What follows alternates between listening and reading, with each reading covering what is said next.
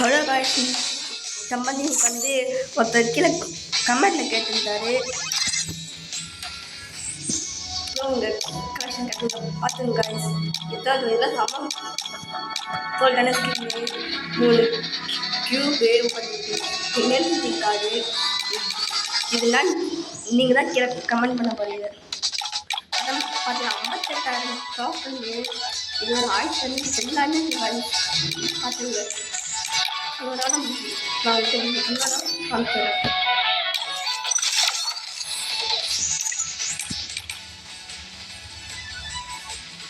க்ளோவல் கிளி பாருங்க கைஸ், எக்கச்சக்கமாக இருக்குது. எல்லாமே செம்ம கேரான ஸ்கின் தான்.